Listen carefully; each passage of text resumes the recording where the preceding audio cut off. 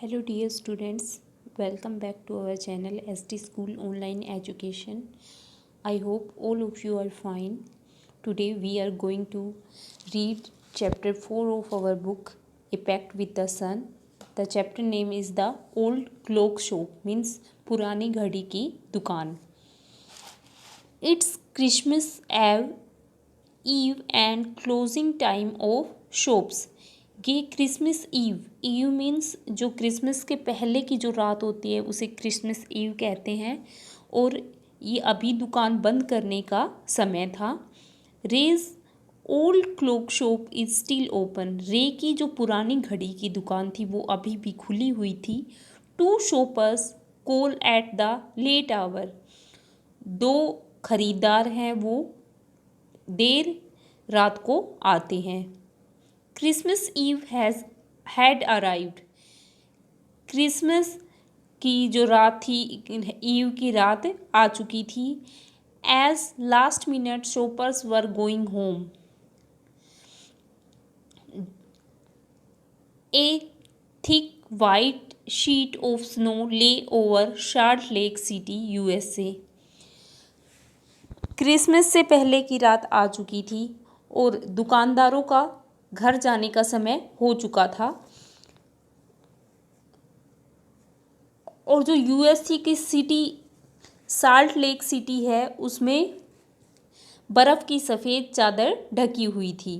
Yet the lights were still burning in the old clock shop as Ray its old deaf owner worked on a clock he had sold that day.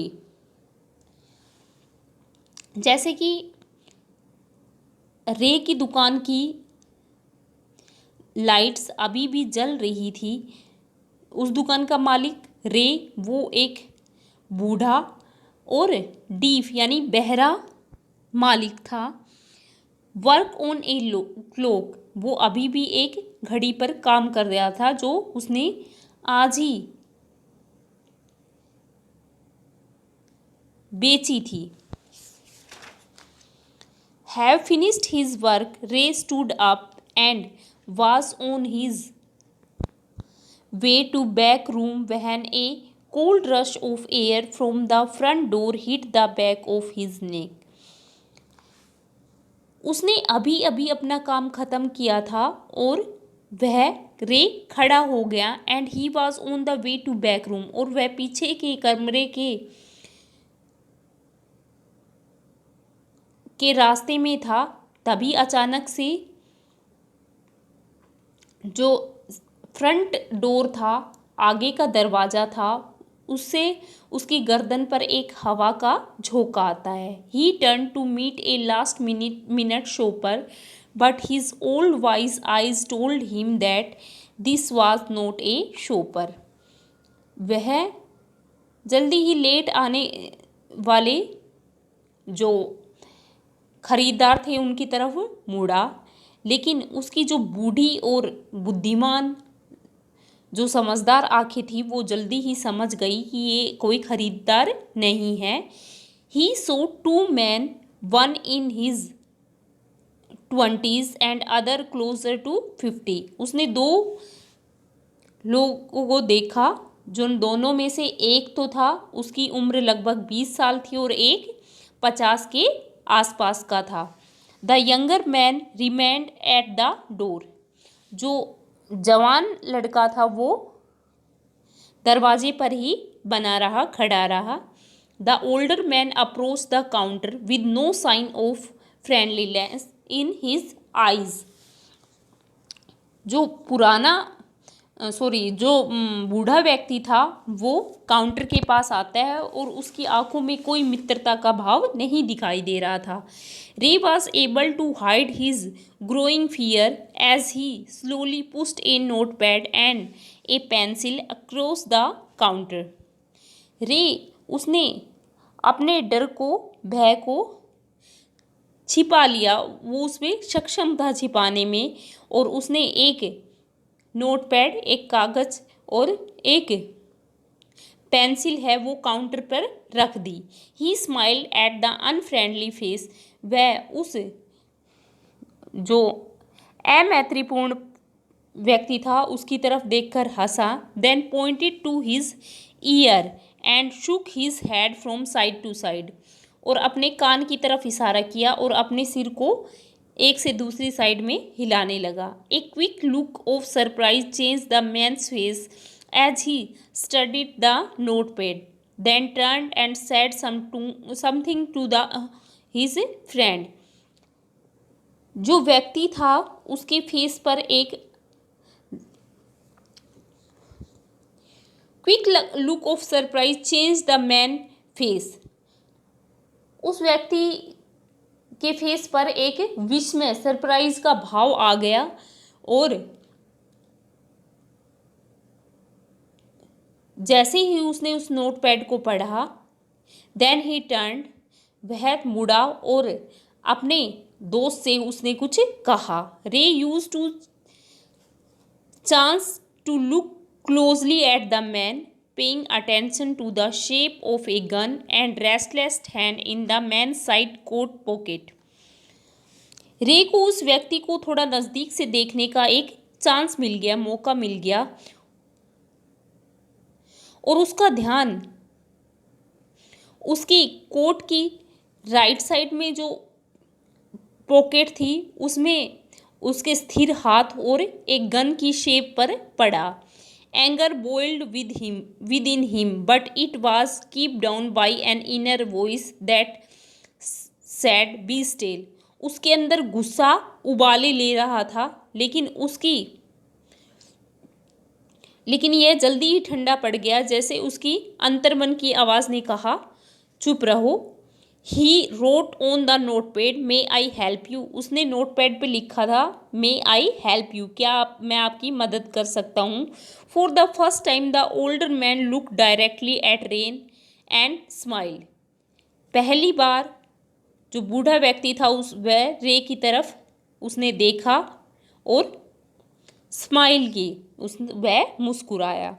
A cruel mocking smile, एक निर्दयी और बिल्कुल मौन smile, मुस्कुराहट। They both understood why he was there, why his friend remained at the door. वे दोनों समझ गए थे कि वह यहाँ क्यों था और उसका जो मित्र था वो दरवाजे पर क्यों खड़ा था। They looked like man who were down on their luck and were now ready to try something they would later be sorry about. वे उन लोगों की तरह दिखाई दे रहे थे जो किस्मत से हार चुके थे और अब वो कुछ ऐसा करने के लिए तैयार थे जिसके बारे में बाद में उन्हें पछताना पड़े। द क्लॉक टिक्ड ऑन, घड़ी की सुइयाँ थी वो टिक्ड ऑन, उनकी आवाज़ें आ रही थी। रे क्लाइमली रोट अनोदर मैसेज, रे ने चुपचाप दूसरा मैसेज लिखा। Have you come to pick up a clock और वॉच, क्या आप कोई दीवार घड़ी या कोई कलाई घड़ी खरीदने आए हैं। Then he pointed to the loan board filled with hanging clocks and pocket watches. फिर उसने लोन बोर्ड की तरफ इशारा किया जो कि दीवार घड़ियों और पॉकेट वॉचेज से भरा हुआ था। He was not a pawn breaker,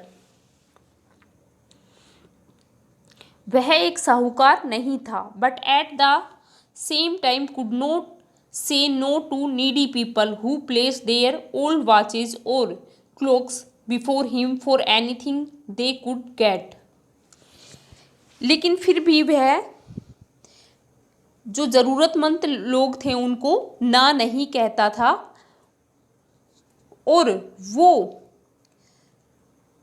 कलाई घड़ियों और क्लॉक्स के बदले उसे कुछ भी दे देते थे, और वो उन्हें he loan more than he should, वह उनको जितना लोन दे सकता था उससे अधिक देता था। They would be there when the owner wanted them back at the same price he had paid with no interest, और वो उनसे वो चीज़ें बाद में उनको दे देता था जब उनका मालिक आता, और वह उसी मूल्य पर उनको वो चीज़ें वापस दे देता था विद नो इंटरेस्ट। वो उनसे कोई ब्याज भी नहीं लेता था उनके बदले। रे था वो ऐसा व्यक्ति था जो कि वो साहूकार नहीं था, कोई बहुत ज़्यादा धनवान नहीं था, लेकिन वह नीडी पीपल थे, जो ज़रूरतमंद लोग थे उनको ना नहीं कहता था, और उनके पास जो भी लोग कोई चीज़ लेकर आते उनके बदले में उन्हें वो घड़ियाँ दे देता था। एज ए लोन रखकर उन चीज़ों को वो उन्हें घड़ियाँ दे देता। और तो बाद में उन चीज़ों के मालिक जब उससे वो चीज़ें वापस लेने आते तो उतने ही पैसे जितने की वो चीज़ होती थी उतने रख कर, कोई इंटरेस्ट कोई ब्याज ना लेकर उन चीज़ों को वो उनको वापस कर देता था। Then the older man seem to feel a little easier, took out his hand from his pocket and quickly looked at the watch on his wrist. फिर वह जो बूढ़ा व्यक्ति था वो थोड़ा कंफर्ट सा दिखाई दिया। Took out his hand from his pocket, वह अपनी पॉकेट से, अपनी जेब से अपना हाथ बाहर निकालता है। And quickly looked at the watch in his wrist, और उसकी कलाई में बंधी हुई घड़ी को जल्दी से देखता है। How much will you give me for this, the man wrote. वह आदमी लिखता है कि आप मुझे इसके लिए कितना पैसा दे सकते हैं। रे notice a little shame in the grey eyes looked at him. रे ने नोटिस किया कि जो व्यक्ति था उसकी जो ग्रे आइज थी उनमें थोड़ी शर्म दिखाई दे रही थी उसे। The watch was nothing special and yet he great powers.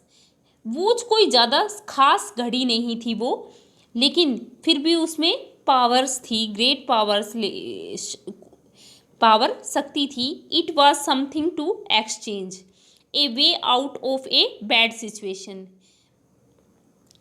रे ने सोचा कि ये इस बुरी परिस्थिति में एक्सचेंज की, अदला बदली की एक अच्छी चीज़ हो सकती है। Knowing that greed need had brought the man to his shop in the first place, Ray asked how much do you need for it. Ray समझ चुका था, रे को ये समझ आ गया था कि ग्रेट नीड, बहुत ज़्यादा आवश्यकता ने उस व्यक्ति को उसकी दुकान में लाकर खड़ा किया है। और रे ने उससे पूछा, रे पहली बार में समझ गया था कि उस व्यक्ति को बहुत अधिक आवश्यकता है, इसलिए वो इस प्रकार से उसकी दुकान में आया है। और उसने पूछा, रे ने उस व्यक्ति से पूछा, how much do you need for it, तुम्हें इसके लिए कितना पैसा चाहिए। The reply came back on the note pad. दोबारा से रिप्लाई है नोट पैड पर आया उत्तर, वाट एवर इट्स वर्थ, इसके कीमत कितनी है। Ray reached into his cash box, pulled out a $50 note and passed it into the man's hand. Ray अपने कैश बॉक्स की तरफ गया जहाँ वह पैसे रखता था और एक $50 का नोट निकाल कर लाया और इसे उस व्यक्ति के हाथ में थमा दिया। As they shook hands, Ray looked into the man's eyes. They seemed to say, as they shook hands, जैसे ही उन्होंने हाथ मिलाए, रे ने उस व्यक्ति की आंखों में देखा और जैसे ऐसा प्रतीत हुआ जैसे वो कह रही हूँ थैंक यू, धन्यवाद। They both knew their watch was not worth that much. They both knew the watch was not worth that much. वो दोनों ही जानते थे कि उस घड़ी की कीमत इतनी नहीं थी। Before turning to leave, the man wrote, जाने के लिए मुड़ने से पहले व्यक्ति ने लिखा, I will be back to pick it up as soon as I can. Merry Christmas, मैं इसे वापस लेने के लिए जितनी जल्दी हो सके आऊँगा, और merry Christmas. The little story ended on the half hour with the clocks streaking all together. ये छोटी सी कहानी आधे घंटे बाद ख़त्म हो गई जब सारी घड़ियां एक साथ बजने लगी। The timepieces which had been looking on silently all the while rang out the time with such feeling that even Ray thought he could hear them. सारी घड़ियां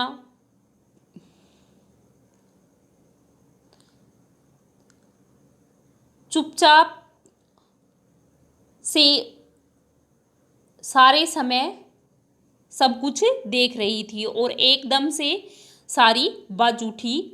with such feeling that even Ray thought he could hear them. Ray ने सोचा कि वह उनकी सारी feelings जैसे सुन सकता हो। Their sweet musical message was filled with hope. उनका जो मीठा म्यूजिकल संगीत में मैसेज था वो फिल्ड विद होप, किससे भरा हुआ था? होप से। Hope means Asha. द